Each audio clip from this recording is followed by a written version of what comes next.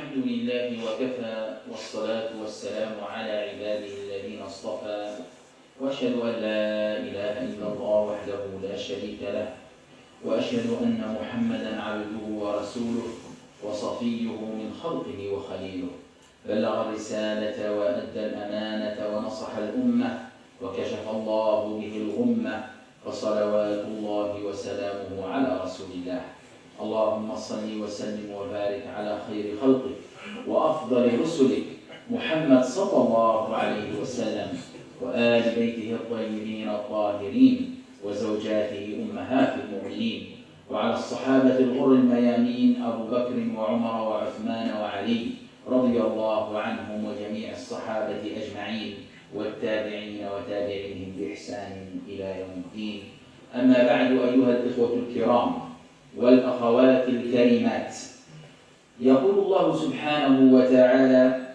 هو الذي جعل لكم الأرض ذلولا فامشوا في مناكبها وكلوا من رزقه وإليه النشور.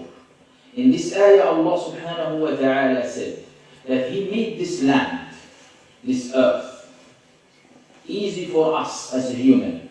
So we can walk on it and we can wonder and see the greatness of Allah subhanahu wa ta'ala and glorify Him subhanahu wa ta'ala and eat from the provision that Allah subhanahu wa ta'ala provided for us. And at the same time, we should remember that we are returning to Him and we will be resurrected and we will meet Allah subhanahu wa ta'ala. So we should be careful with all the steps that we are taking and all the actions that we are doing. This ayah referring to the safar,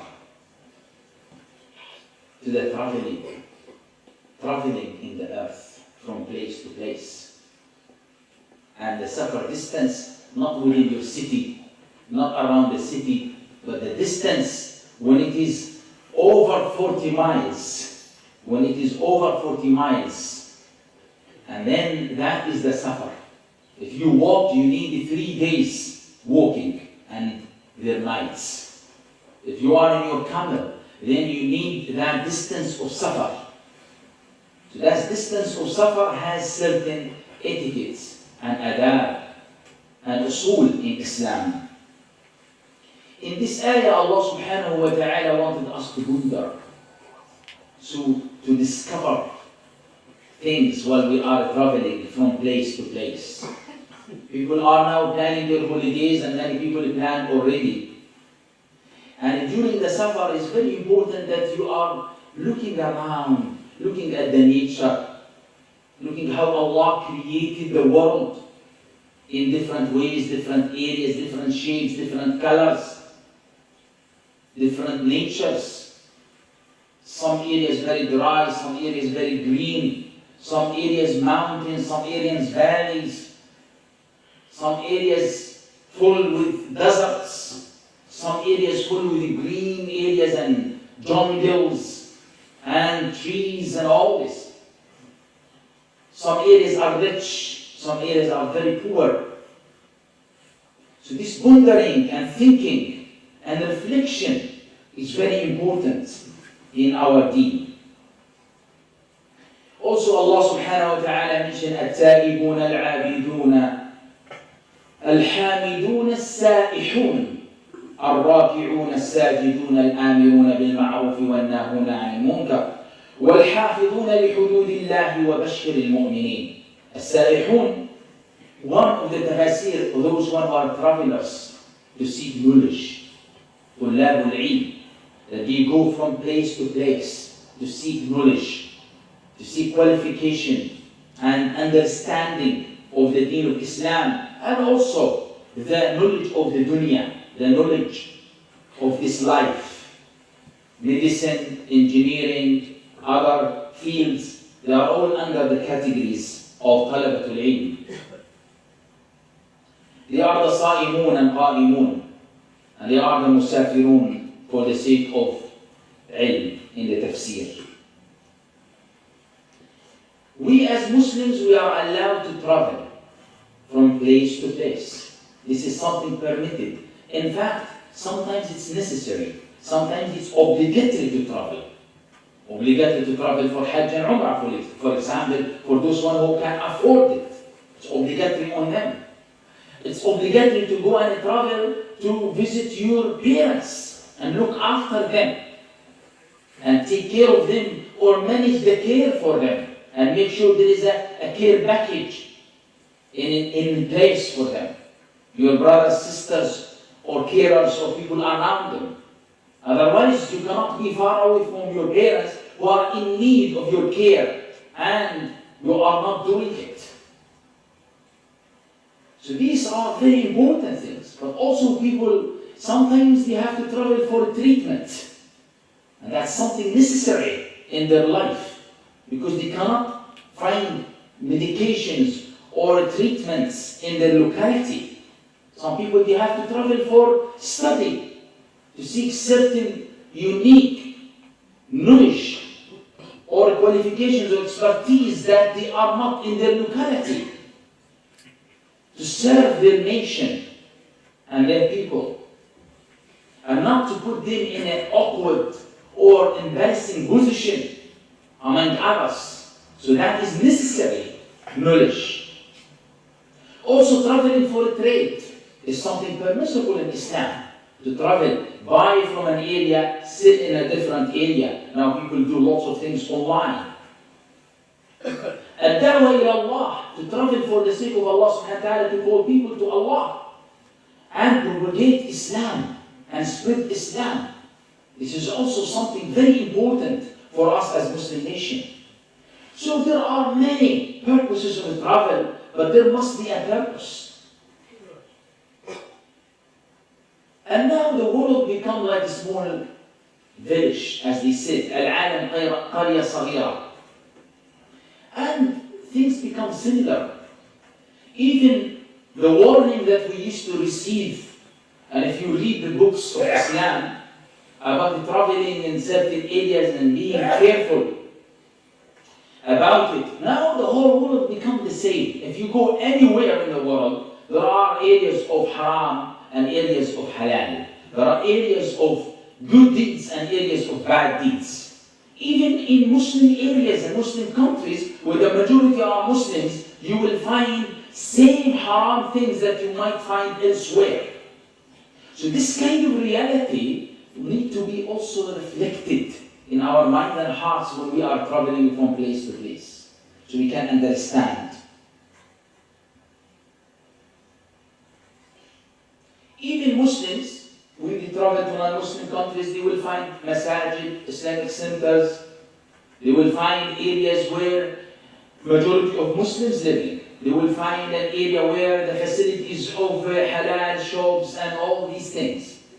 But also non-Muslims, when they come to Muslim countries, they might find also certain area where the haram concentrated, where the haram actually facilitated and licensed, and all type of major sins as well, looked after and opened and actually made easy for them. So there are lots of confusions and lots of mix-up here that will make us more careful when we travel. So having a target when you travel and certain purpose is very important. Even if you want to travel to see the world, it's also possible and permitted that you want to go and see the world as long as you follow the values of Islam and practice Islam, keep your prayers, be around the masajid, or practice Islam wherever you are, then you are actually the ambassador of Islam. You are the one who presents Islam wherever you go. There are things that we need to consider. First of all, it is not advisable in Islam to travel alone. So it is not the best option, unless if it is really necessary. It is better to travel with at least 3 people together. And they make one of them as Amir, the leader of the group. So then they are under the sunnah of the Prophet ﷺ and the blessing of Allah subhanahu wa ta'ala. Some circumstances people have to travel by themselves, that's understandable. The Prophet ﷺ said, لو يعلم الناس في حديث عبد الله بن عمر عند البخاري, and this is hadith صحيح authentic, لو يعلم الناس ما في الوحدة ما أعلم ما صار راكب بليل لوحده. If people know what's the loneliness and being alone, what the implications of that or consequences of that or the challenges of it, none of you will travel alone. Obviously, there are safe travel and there are unsafe travel. So we should travel to safe areas where there is no trouble. So we know that we will be safe there. So safe travel is important. Informing people around us, getting the blessing of our parents when we travel is very important because they are the priority in Islam. And they should be aware of where we are if we are moving from our normal location. Also informing our family when we are going to go and leave. Not suddenly, I am leaving, I am traveling. Oh, what happened? Is it emergency? Not emergency, but I am leaving. The ticket booked last month, and then the family members, they know just 5 minutes before the travel, or a few hours. That's not the adab of Islam. Also not the adab of Islam that suddenly you knock the door and then you come from a travel in the middle of the night or something and shock people that you are entering their house. So this needs to be done in a very professional and ethical way. So people can be ready to receive you. And this is documented in many hadith in the seerah of the Prophet ﷺ, even though at that time there was no communication means like now and technologies, but the Prophet ﷺ used to send people to say, we are coming. So the families, wives, family members are ready to receive their husbands or the family members who are coming from travel. People used to go to the masjid, they pray first, to rak'ah, and then they go to their homes, so families are ready to receive them. The Sunnah of the Prophet ﷺ used to prefer to travel on Thursday after Fajr, for example. But obviously it's permitted to book the ticket in any convenient and easy and cheaper time. All this should be in our mind, because the first priority should be the Sunnah. Then we look at the convenience and economical options. Allah subhanahu wa ta'ala also mentioned in many ayats, for example in Al-Ankabut 20, قُلْ سِيرُوا فِي الْأَرْضِ فَانْظُرُوا كَيْفَ بَدَأَ الْخَلْقِ ثُمَّ اللَّهُ يُنْشِئُ النَّشْأَةَ الْآخِرَةَ إِنَّ اللَّهَ عَلَى كُلِّ شَيْءٍ قَدِيرٌ. When you travel, you look around you, you learn. It's a learning experience to see how Allah created the world. قُلْ سِيرُوا فِي الْأَرْضِ فَانْظُرُوا كَيْفَ كَانَ عَاقِبَةُ الْمُجْرِمِينَ. Another ayah, وأن الله مخزي الكافرين. Another ayah, كيف كان عاقبة المكذبين. If you look at this ayat, Allah subhanahu wa ta'ala doesn't want us to go for tourism to see an area where Allah cursed people, to see the area where actually people get punished. People go there, take photos and all this, and they spend time. The Prophet ﷺ used to hasten in these areas, and where the adab, the punishment of Allah subhanahu wa ta'ala came. And you see, just rush when you actually pass by these areas. These are very important learning points for us, indeed. Wherever we go, we should have like some leaflets about Islam. Maybe people will stop you, you look like Muslim, or your skin color, or your beard, or your hijab.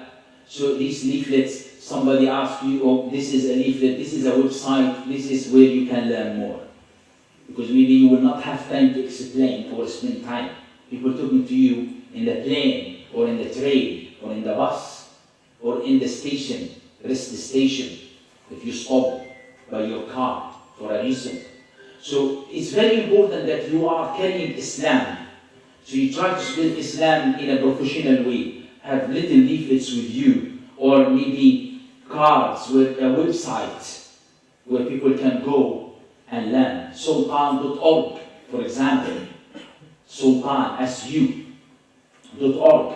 It has a huge number of hundreds and hundreds of links and e-books and topics that cover everything almost about Islam, including TVs, channels, and audio files. And full books are free there that people can have access to knowledge. It's very important to know that when we go for a travel, to give sadaqah, to help the needies. Not to be actually naive, just give whoever asks or whatever, but you need to assess if somebody in need in your travel. Somebody lost a ticket, somebody stuck. You can see it. People are in a desperate situation. So maybe a little sadaqah will make big change. And maybe that's the one that you will be under its shade on the day of judgment when there is no shade but the shade of Allah. The dua, Allahumma inni astawdi'uka nafsi wa ahli wa mali, is a very short dua, but it's very great because the Prophet ﷺ said, مَسْتُودِعَ اللَّهُ شَيْءٍ إِلَّا حَفِظَهُ. If you give amana to Allah subhanahu wa ta'ala, this amana definitely will be preserved and protected and safe. So Allah is Al-Hafiz. This is a name of Allah. Even in some cultures, they say Allah Hafiz. When they say Ma'as-salam or Salamu alaykum, they say Allah Hafiz. So what that mean? May Allah protect you. So when you say, oh Allah, I give myself and my family and my wealth and everything I have, amana with you. If you say this before you travel, it will make a big difference in your journey. It gives you peace of mind and heart as well, that you give everything to Allah subhanahu wa ta'ala. Obviously, you don't do that, only dua, and you do nothing about it.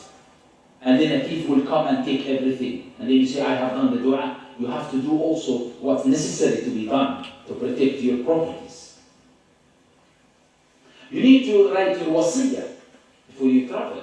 Or at least, if you have any gain, you borrowed money from people, you need this to be noted and listed and witnessed by family members. And if you need things from others as well to be listed, and these are the rights of your inheritors. People die during travel. Flight an airplane get crashed, train gone, all these accidents have happened. This qada Allah wa qadari.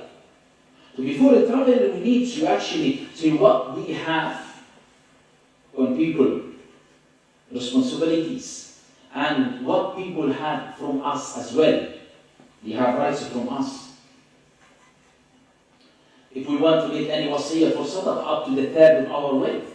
So all these things need to be documented. This khutbah is not about how to write your wasiyah, but it is very important for people who travel a month or two to have that in their mind. Also, it's very important to know when you are going out, for example, in an open space, let's say in a countryside, in a, for example, a park, in an area when it is not a resident area, when there is no buildings, there is no masajid, there is no houses.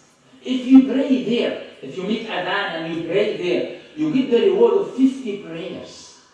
50 prayers. If you are praying in the masjid, you will get the reward of 25 or 27, as we know. If you pray in jama'ah, you get the reward of 25 or 27, according to the authentic hadith. Better than you pray alone. Yeah? But if you pray even alone in a falah, meaning open space area where no one make dhikr to Allah subhanahu wa ta'ala before you, where there is no any glorifying Allah or praising Allah subhanahu wa ta'ala before you, and if you do that, you get the reward of 50 prayers. This is amazing knowledge for us to know. And this is عند الصحيح الجامع في حديث أبي سعيد الخدري and عند ابن حبان. It's very clear. It's 50 صلاة, 50 prayers reward. وفي صحيح الترغيب كذلك. It's also important for us to know when we travel, to say when we are going up You say Allahu Akbar. You don't need to shout Allahu Akbar, but you say Allahu Akbar, Allahu Akbar, Allah, while you are going up. Even if you are in your home, you go up in the stairs, you say Allahu Akbar. When you come down, you are going down, then you say Subhanallah. So these are simple things, but it will make big difference in your journey, indeed. Also, if you know that the musafir dua is mustajab, if you know that the Prophet ﷺ said, وَدُعَاءُ الْمُسَافِرِ, there is no any thing between your dua and Allah subhanahu wa ta'ala. When you are during safar, you make dua. Make dua for yourself. Make dua for your family, your parents, who spend all their life for you. And for your family members, those one that you love, your wife, your husband, your kids, your friends, your community, your nation, for the whole humanity, for all the world. So people are suffering everywhere. So when you make dua, your dua will make big difference as well for you and for them. Dua al-safar as well. If you memorize dua al-safar, especially those ones who make safar a lot, they travel a lot for their work, for other reasons. And if you don't memorize dua al-safar, you can have it in a notebook or in your mobile phone or your app. Dua al-safar. And because the time, there's no time to say it now, Allahu Akbar, Allahu Akbar, Allahu Akbar, Subhanallah, الذي سخر لنا هذا وما كنا له مقرنين, until the end of the dua. When you say آيبون آيبون وإلى ربنا تائبون حامدون. So when you are coming back. So all these are very important indeed.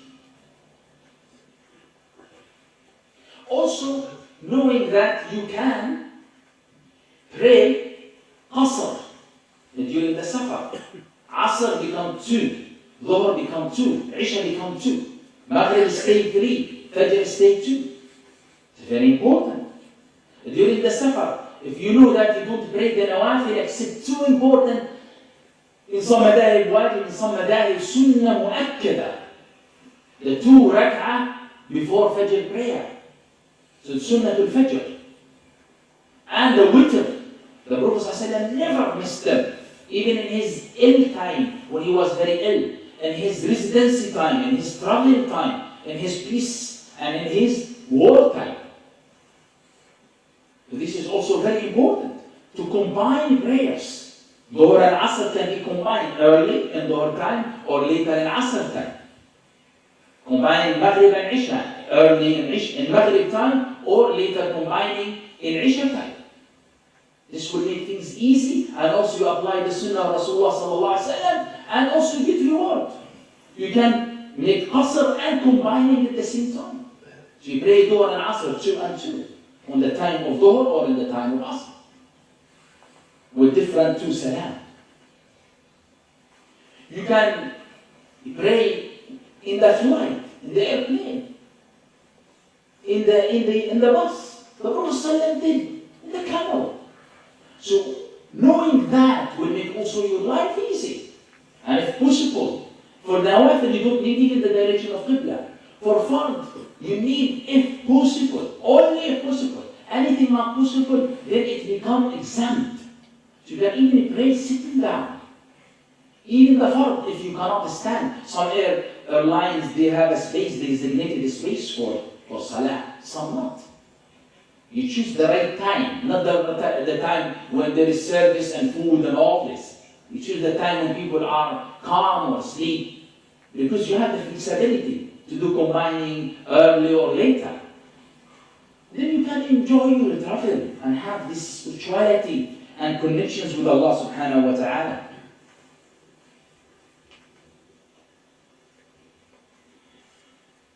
So we ask Allah subhanahu wa ta'ala to make it easy for all of us. And to make our travel of khair, travel of blessing, travel of good. Also, women traveling is another interesting thing. We should reflect on, we should learn about. Many people don't know if, even the school of thought, they said that women, they must have mahram with them. When a lady travels from a non-Muslim country to Muslim country, she doesn't even need that. If a lady traveling from a non-Muslim country to a Muslim country, she doesn't even need mahram. This is a very unique, important, simple information that if we know it will make our life easy. But coming back is the issue. And that is school of thoughts. Another school of thoughts. For a long time, we talk about centuries that the ulama are talking about.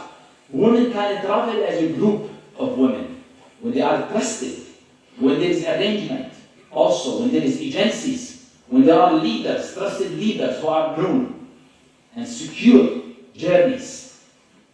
And this is very clear documented in our fiqh Islamic.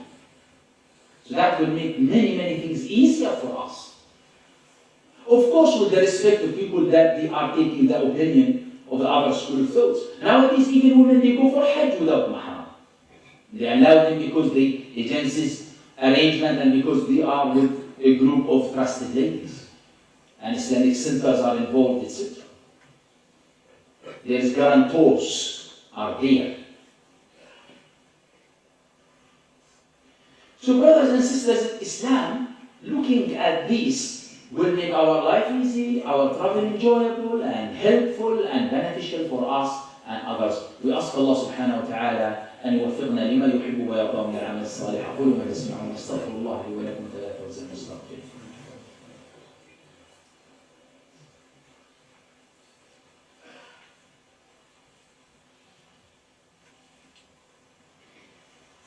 إن الحمد لله نحمده ونصلي ونسلم على رسوله وبعد.